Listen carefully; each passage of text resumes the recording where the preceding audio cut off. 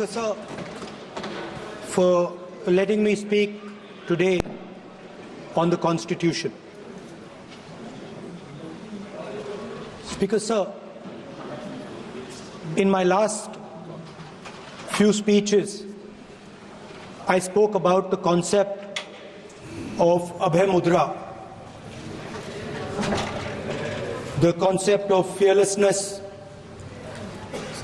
truth, and non-violence. And I showed the House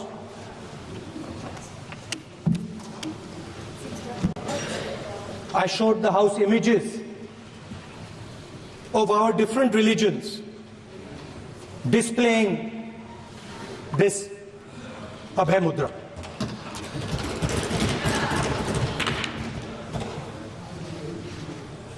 People call the Constitution the longest written Constitution in the world.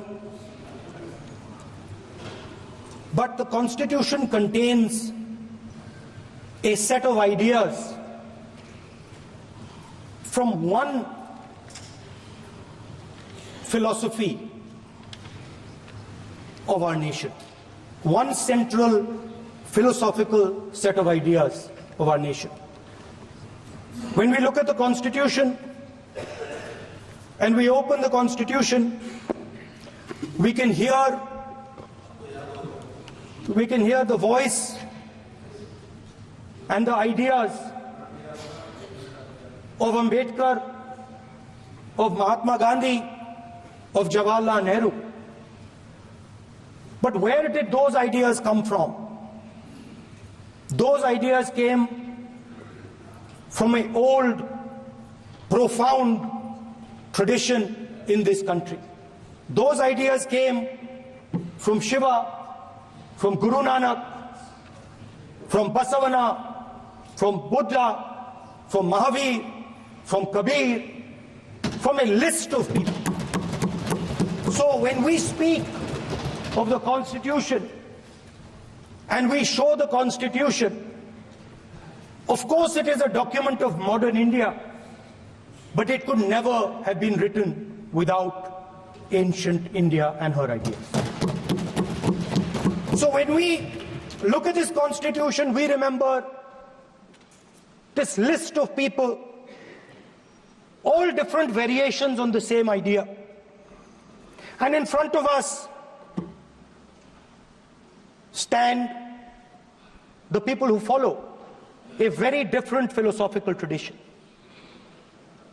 And I want to start my speech by quoting what the supreme leader,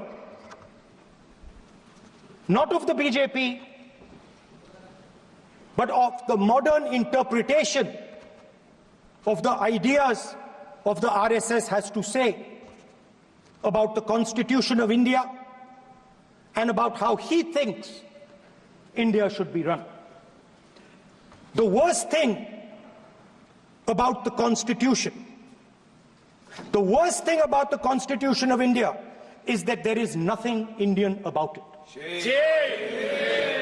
Manusmriti is that scripture which is most worshipable after Vedas for our Hindu nation, and from which our ancient times have become the basis of our culture, customs, thought and practice.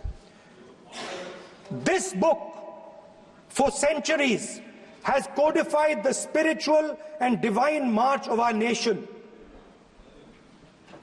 Today, Manusmriti is law. These are the words of Savarkar. Mr. Savarkar has clearly stated in his writings that there is nothing Indian about our Constitution. He has clearly stated that the book India is run by should be superseded by this book. And this is what the fight is about. Now, it's nice that all of you are so-called defending the Constitution. But I want to ask you, do you stand by your leader's words? Do you support loyal leaders' words?